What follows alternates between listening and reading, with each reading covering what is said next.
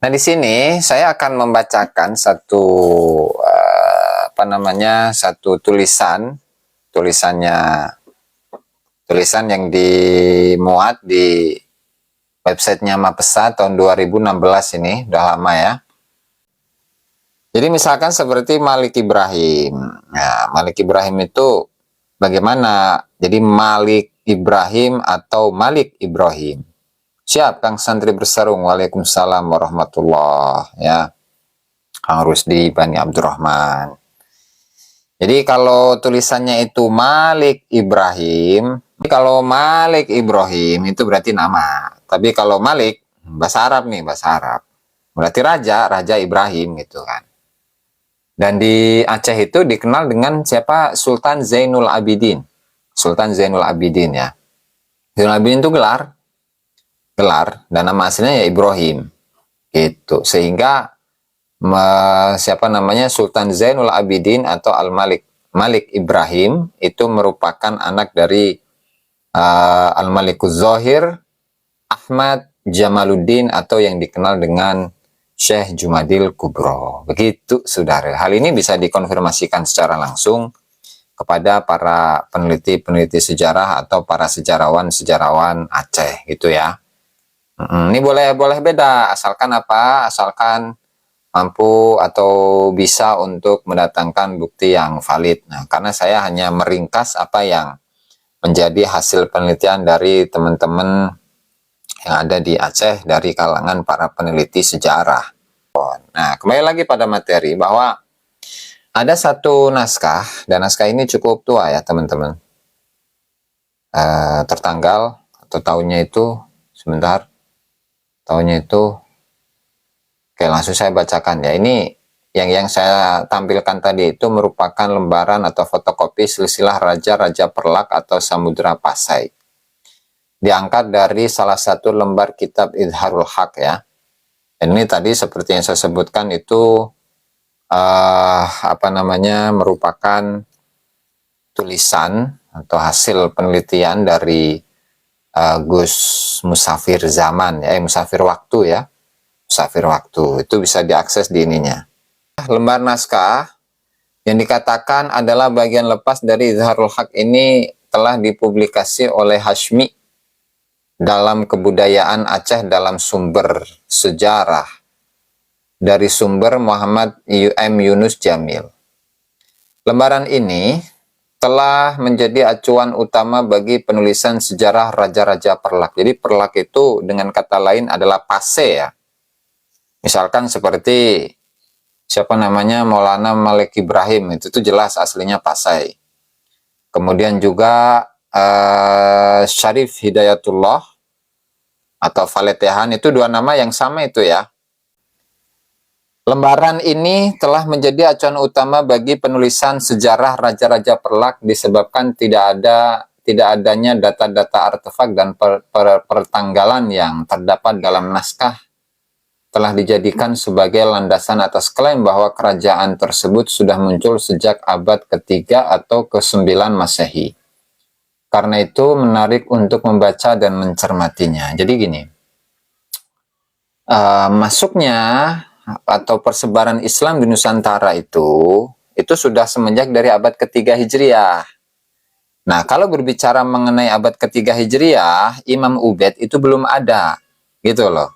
Untuk buku Allahu Alam ya, itu saya rasa dari bukunya Kiai Agus Sunyoto adalah Wali Songo itu sudah cukup menjelaskan bahwa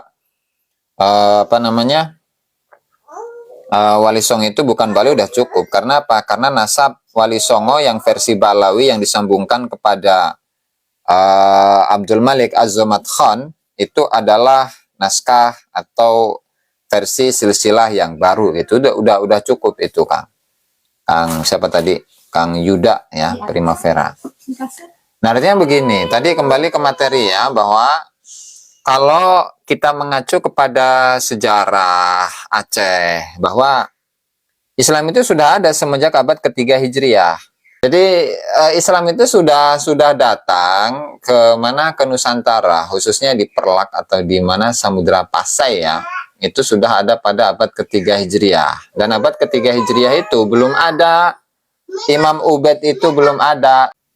Imam Ubaid itu belum ada. Jadi nggak mungkin Raja-Raja Aceh itu adalah merupakan keturunan dari Imam Ubaid yang merupakan leluhurnya Ba'alawi. Itu tidak mungkin itu, saudara ya. Oke. Kemudian juga karena kerajaan ini sudah muncul pada abad ketiga Hijriyah. Jadi secara logikanya kayak gini nih. Jadi begini ya. Kerajaan Islam itu tidak akan mungkin berdiri kecuali dia itu atau masyarakatnya itu sudah muslim sebelumnya. Nah, kemudian ketika sebuah kerajaan Islam itu sudah berdiri pada abad ketiga Hijriyah, tentu masyarakat itu sudah sejak lama sudah mengikuti atau agama Islam. Nah, sehingga di sini kita lanjutkan ya penulisan dari Gus Musafir Waktu. Ini tulisannya beliau ini dengan mengutip tadi, memfotokopikan lembaran naskah manuskrip. Kemudian di situ ada silsilah raja-raja Perlak, ya. Kemudian beliau pun juga mengutip terjemahan yang dilakukan oleh M. Yunus Jamil. M. Yunus Jamil telah melakukan transkripsi naskah ini. Namun saya tertarik untuk melakukannya lagi supaya dapat menjadi perbandingan. Kata-kata yang khusus dari transkripsi M. Yunus Jamil akan saya beri tanda dengan Trans Yunus. Teks naskahnya seperti ini. 9 bulan. Jua adanya. 1 Hijriyah Nabi Sod Alif Mim. Sod Alif Mim. Sod Alif Mim ya. 225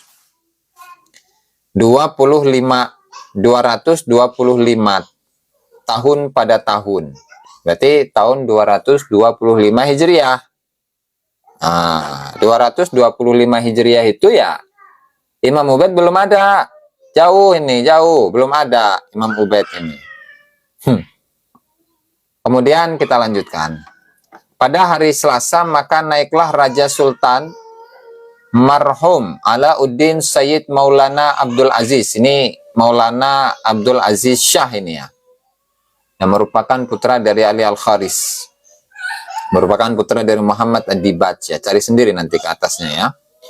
Abdul Aziz Shah Zillullah fil alam, naungan Allah di muka bumi, dan adalah lama dalam tahta kerajaan 24 tahun.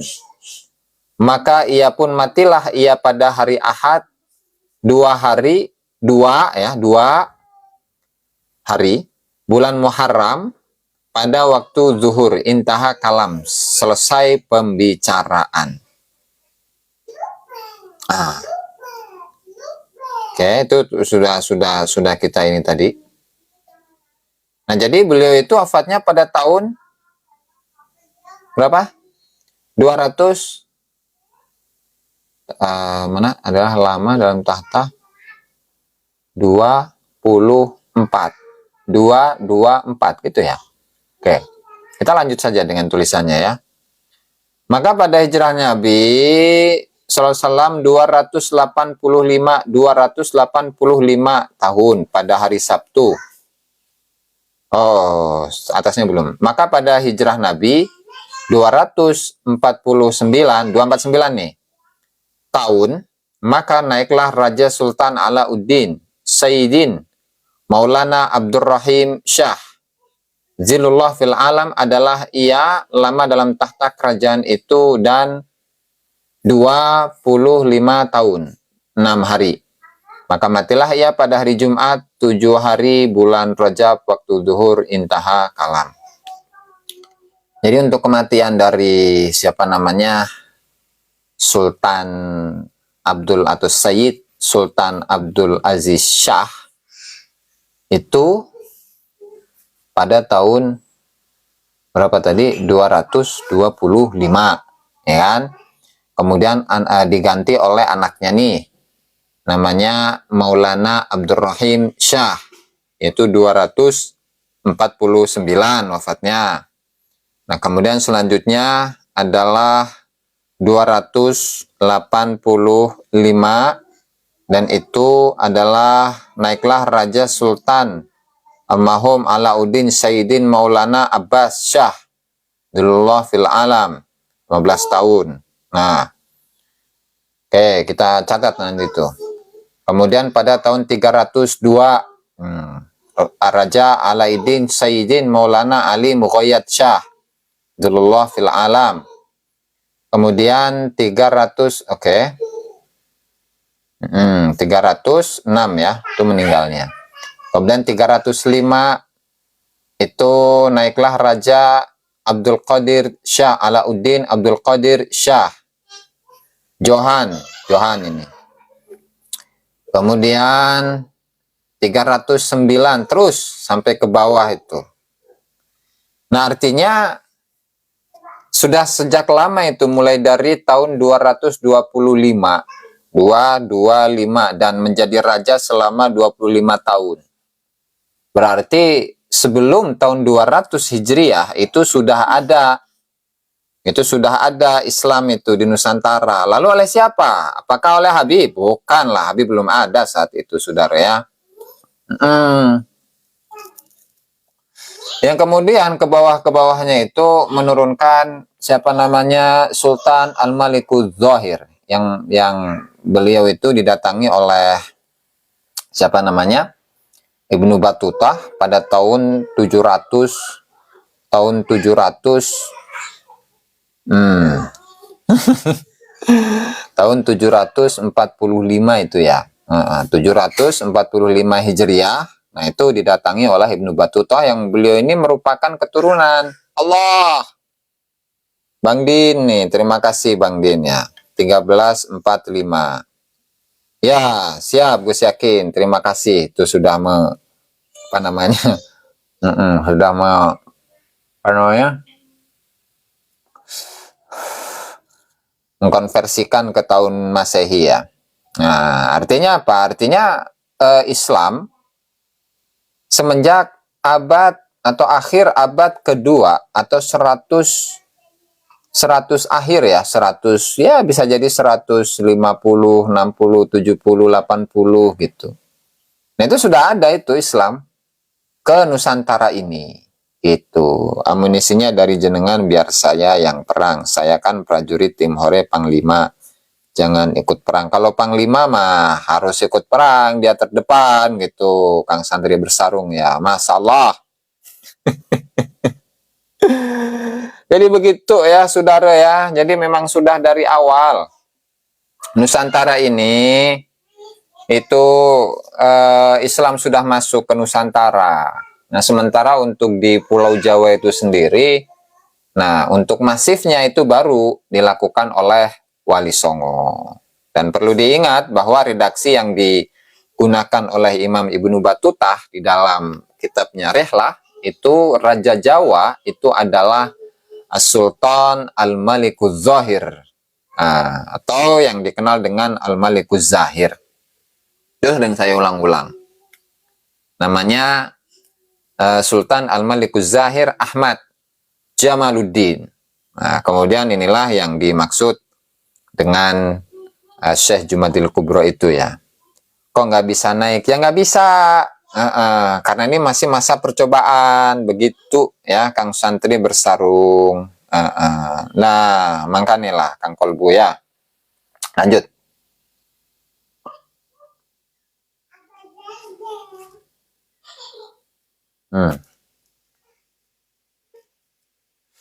Halaman lepas, penyalinnya Aku Penaron Gayo namanya. Halaman lepas daripada kitab Izharul Haq, silsilah Raja Perlak dan Pasai, namanya Abu Ishaq Al-Makaroni Al-Fasi.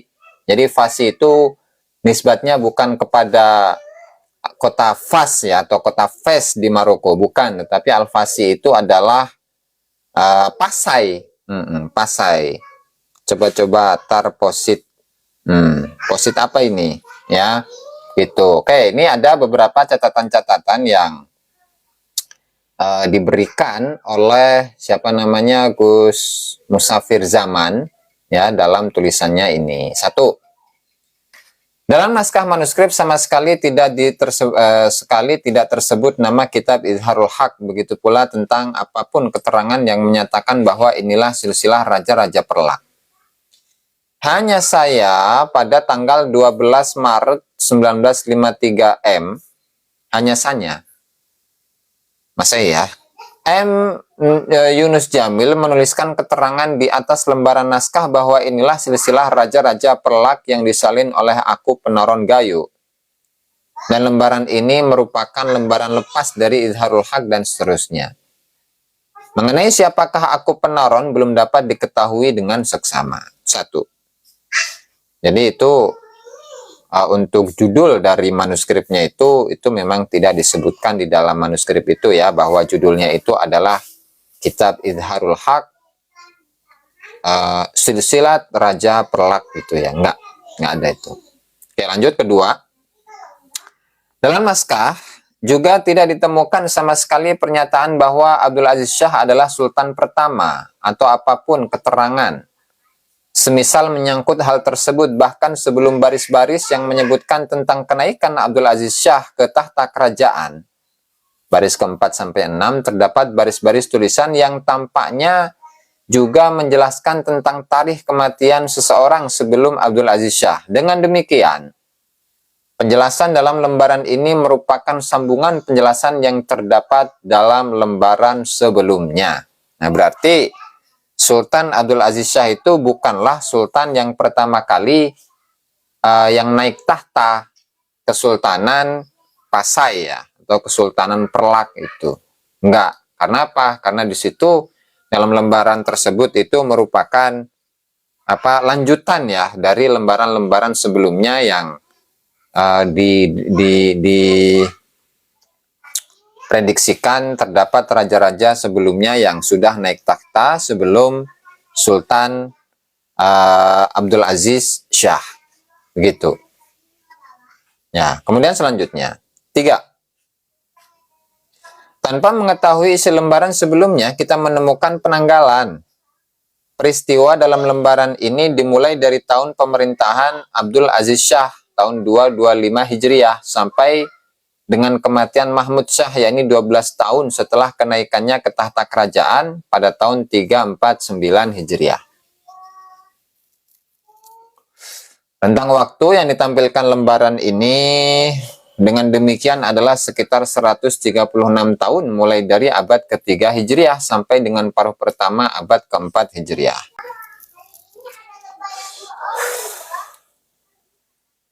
Rentang waktu udah tadi ya. Berarti 136 tahun mulai dari abad ke-3 Hijriah sampai paruh pertama abad ke-4 Hijriah ya. Kemudian, namun segera perlu dinyatakan bahwa sekalipun peristiwa-peristiwa yang disebutkan dalam naskah sebagaimana yang tampak pada lembaran ini secara khusus diberi penanggalan abad ke-3 dan ke-4 Hijriah, tapi naskah ini dapat dipastikan secara mutlak bukan berasal dari abad-abad tersebut. Khat Arab yang digunakan sama sekali tidak memungkinkan hal itu. Bahkan sebaliknya, dari sisi khat yang digunakan justru terang sekali berasal dari era yang sangat kemudian. Ya, baru maksudnya ya, di era-era setelahnya. Dan mengenai hal ini akan sangat meremehkan kemampuan pembaca andai kata saya menjelaskannya dengan rinci. Lain dari itu, perlu juga diamati kejanggalan-kejanggalan yang terdapat pada naskah, antara lain baris ke-5 tertulis 25 tahun pada tahun. Sementara lanjutan pada baris ke-6 tertulis pada hari Selasa, maka naiklah Raja Sultan. Tampaknya ada yang terputus pada baris ke-5, 25 tahun pada tahun. Pada tahun apa? Dan ini diabaikan saja oleh M. Yunus Jamil dalam transkripsinya. Kejanggalan juga ditemukan pada baris ke-12 karena ada satu kata yang mencoret sebelum kalimat 285 tahun. Pada tempat yang seharusnya tertulis ada 3, menyalin lantas melakukan perbaikan dengan merombak tulisan 2 ke 3. Sedemikian rupa sehingga tampaklah bentuk 3 yang aneh. Penyebab keterlanjuran penyalin dapat dimaklumi yaitu karena penanggalan sebelumnya adalah 285 tahun. Dan ia lengah pada saat yang seharusnya ia menulis 300. Selain itu ia juga lengah terjebak. Oke lah, itu mengenai kejanggalan-kejanggalan dalam manuskrip ya.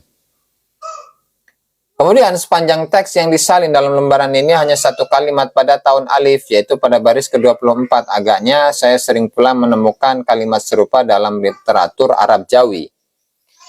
Namun terus terang, saya belum mendapatkan pemahaman yang pasti apakah yang dimaksud dengan alif itu adalah semacam penyimbolan hisab al-jumal, yang abajadun itu abajadun, hawazun, kala manun, hatoyakun itu tuh. Saya rada lupa juga itu. Oke. Ini pada 100.000. Yang demikian dimaksudkan. Oke. Yang keempat, sebuah kejanggalan lain yang kiranya terpaksa saya sebutkan secara khusus dan terpisah dari beberapa kejanggalan yang telah disebutkan adalah cara pemendekan atau penyingkatan kalimat salawat sallallahu alaihi wasallam dengan huruf shad, alif, mim. Bentuk kedua, huruf kedua memang sedikit aneh, namun saya menduga ini adalah alif. Oke, penyingkatan yang demikian dan sejenisnya lah. Ya.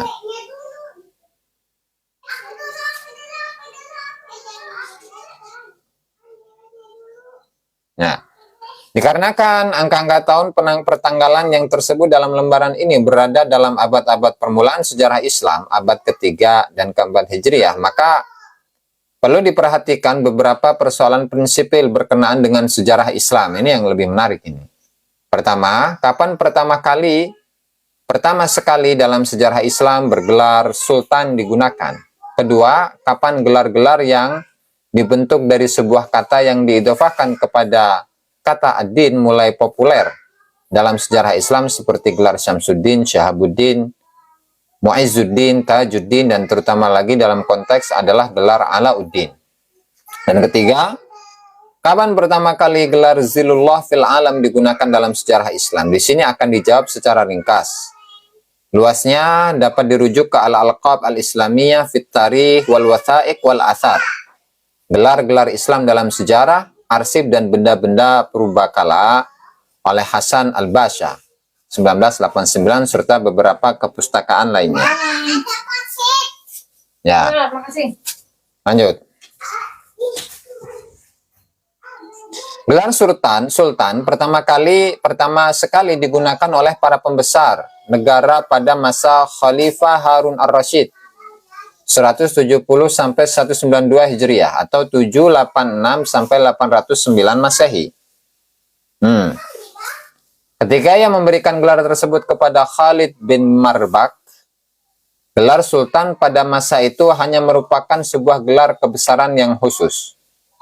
Gelar ini kemudian digunakan oleh raja-raja dari timur yang punya pengaruh besar terhadap khalifah semisal Bani Buwai 334 sampai 447. Nah, Bani Buwai inilah yang kalau di Mesir itu disebut dengan dinasti Fatimiyah atau dinasti Bani Ubaid.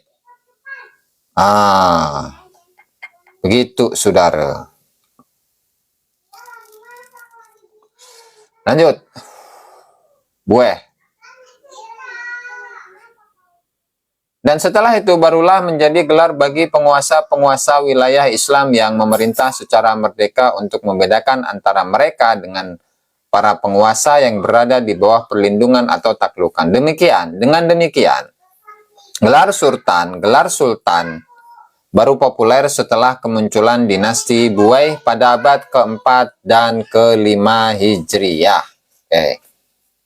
Gelar yang dibentuk dari kata yang diidhofahkan kepada ad-din merupakan gelar kehormatan yang mulai dipopulerkan dan menyebar luas pada masa Atabik.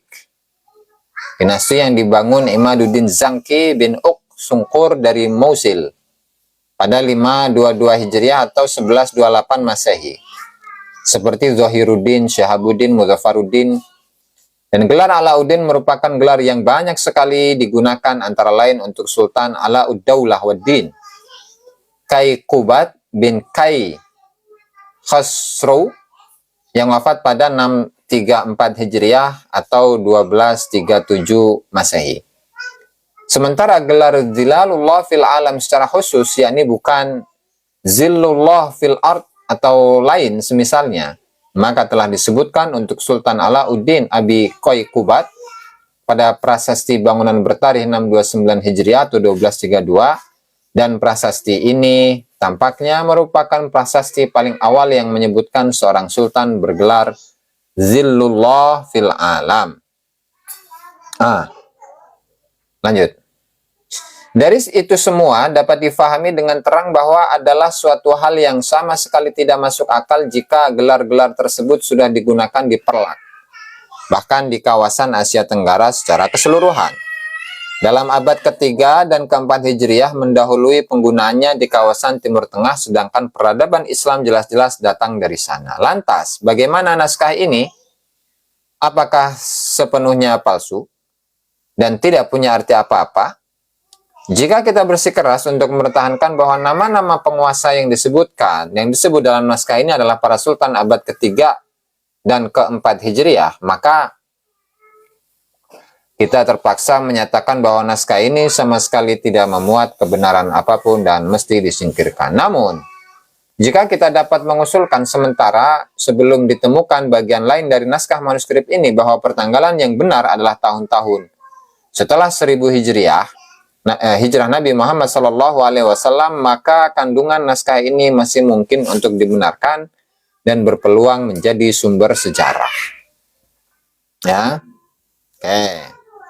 Usulan tersebut menjadikan pertanggalan kenaikan para sultan ke tahta kerajaan adalah sebagai berikut. Sultan marhum Alauddin Sayyid Maulana Abdul Aziz Shah Dirullah fil Alam, tahun 1225 Hijriah atau 1810. Sultan Alauddin, dan seterusnya lah ke bawah itu ya. Pertanyaan yang muncul kemudian, siapakah mereka dan di manakah mereka memerintah? Dari dalam naskah tidak ditemukan keterangan apapun tentang itu, tidak untuk Perlak maupun lainnya. Atas dasar beberapa asumsi dikantongi sekarang, kiranya perlu diusulkan untuk membuka penyelidikan dan pengkajian yang lebih luas tentang negeri Pedir. Tampaknya naskah ini berasal dari sana. Dimohon komentar sejarawan Bapak Nabhani AS. Nah, itu ya. Itu yang disusun oleh Musafir Zaman. Nah, artinya kalau memang naskah ini benar, berarti di sana atau bisa atau layak untuk menjadi sumber sejarah. Maka memang pertama kali Islam masuk ke Nusantara ini adalah pada abad kedua Hijriah. Begitu, saudara. Dengan adanya sejarah yang banyak di mana ditemukan bukti-buktinya di Aceh gitu ya dan sekitarnya, kemudian juga dari beberapa banyak tulisan-tulisan serta bukti-bukti artefak, bukti-bukti nisan-nisan yang sangat tua. Dan perlu diketahui bahwasannya Sultan Abdul Aziz Shah ini yang merupakan Sultan Aceh, Sultan Perlak atau Samudra Pasai itu sudah ada pada abad ketiga Hijriah. Tentu ini sudah bisa menjadi bukti bahwasannya Islam itu memang sudah ada pada abad-abad ke akhir ya, akhir kedua Hijriah itu sudah ada di sana, bahkan sampai bahwa Islam itu sudah sampai di sana pada pertengahan abad kedua Hijriah, begitu. Nah, hasil tes DNA yang dilakukan pada Suka TV pada Khabib ternyata G. Ya sudah, berarti kalau haplogrupnya G ya mustahil jadi Dzurriyyah Rasul kan gitu. Selesai kan? Ya, itu sedikit ya mengenai naskah Izharul Haq yang merupakan karya dari Abu Ishaq Al-Makarani Al-Fasi dari Pasai, bukan dari kota Fes, Maroko ya, bukan. Nah, memang kalau kita itu melihat beberapa inskripsi-inskripsi yang tersebar di beberapa mana itu bukunya? Kearifan lokal, sebentar ya. Epigrafi. Nah, ini dari inskripsi-inskripsi yang ada gitu kan, khususnya di Aceh dan Jawa ya. Ini mungkin akan saya tampilkan. Nah, itu inskripsinya ya. Nah, Al-Malikus Sholeh, dan buku ini cukup lama ini karena untuk buku yang disusun oleh Dr. Usman Yatim itu pada tahun 90-an kalau tidak salah. Coba saya cek lagi. Ini berjudul Epigrafi Islam yang terawal di Nusantara. Ya. Sebuah lagi proyek Dharma Cipta. Karya dari Dr. Usman Muhammad Yatim dan Abdul Halim Nasir. Oke, tahun berapa ini? 90 ini, tahun 90. Oke. Kita langsung ke inti. Halaman berapa tadi? 33 ya. Nah, taburan batu-batu bersurat, bertulis maksudnya, di Nusantara. Ya. Di Tengganu, batu nisan Al-Malikus Sholeh dan sebagainya ya. Nah, kemudian situ ada Masjid Indrapuri di Aceh, salah satu sebuah masjid tertua di Nusantara. Nah, ini kalau melihat dari teori ya, yang disuguhkan oleh Dr. Usman Yatim, bahwa Islam datang ke Nusantara dari tanah Arab. Sama ada secara langsung dari tanah Arab melalui Persia. Persia itu maksudnya ya Iran ya, ataupun Gujarat. Pengembang agama itu pedagang, mubalik, ahli sufi. Masih ada tanda-tandanya itu. Terlebih dahulu singgah di Aceh. Dalam perjalanan pergi balik timur barat, semasa menunggu peralihan angin, Islam disebarkan. Oke. Kemudian Islam disebarkan ke tempat lain di seluruh Nusantara ini. Lantaran itulah banyak kaum pedagang di rantau pada zaman dahulu menggelarkan daerah Aceh itu sebagai Serambi Mekah. Nah, kemudian pertanyaannya, kenapa Aceh itu disebut sebagai Serambi Mekah? Nah, Serambi itu kan apa ya? Serambi itu bagian depan dari sebuah masjid gitu kan.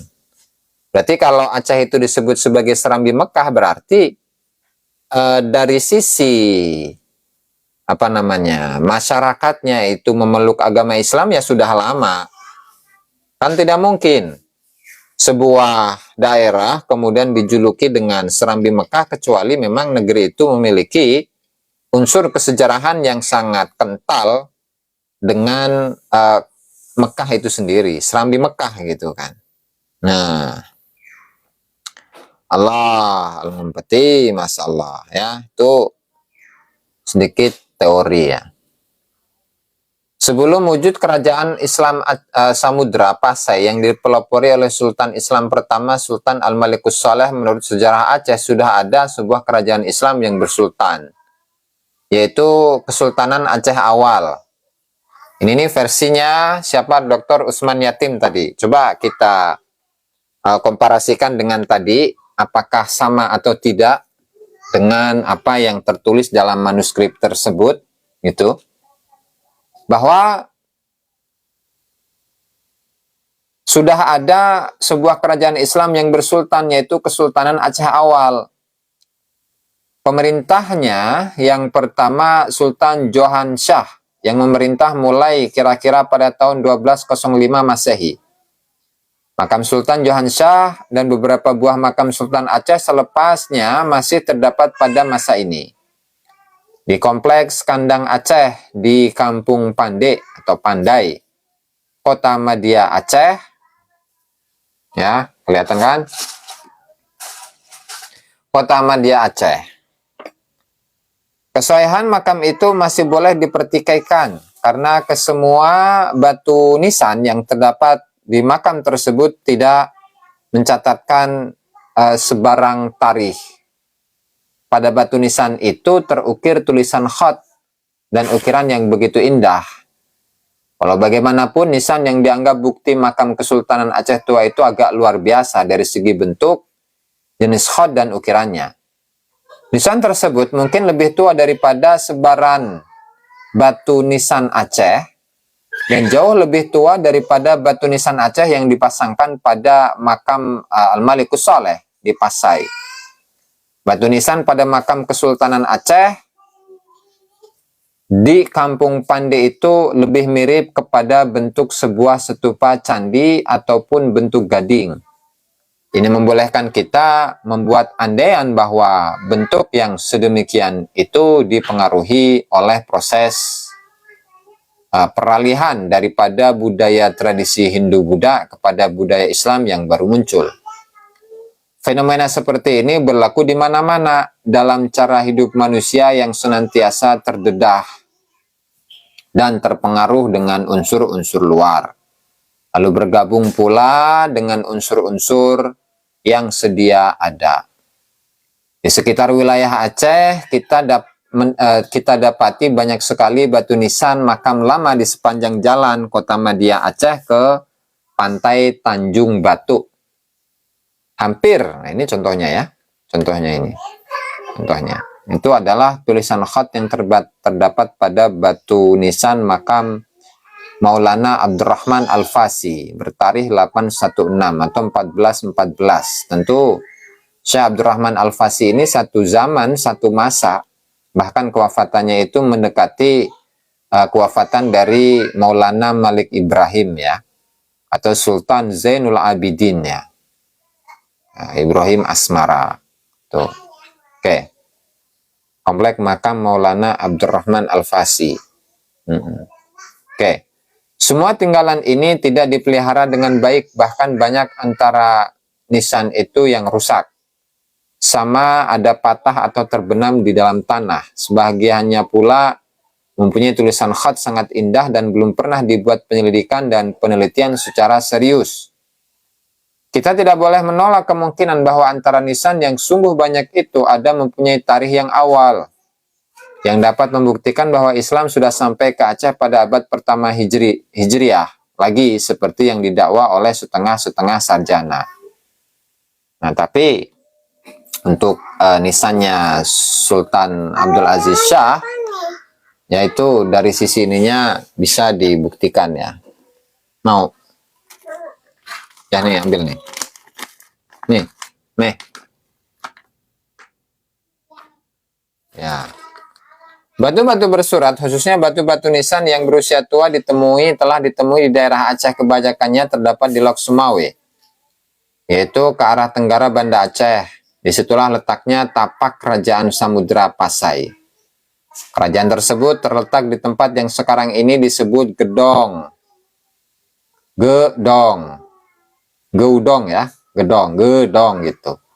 Sini temui berapa buah makam. Ini makamnya siapa ini? Nah, ini contoh atau sampel dari makamnya Al-Malikus Saleh. Itu ya, makam dari Sultan Al-Malikus Saleh. Gitu. Ini kenapa sih para kipin-kipin itu kepanasan ya? Aneh aing mah. Allah. Oke.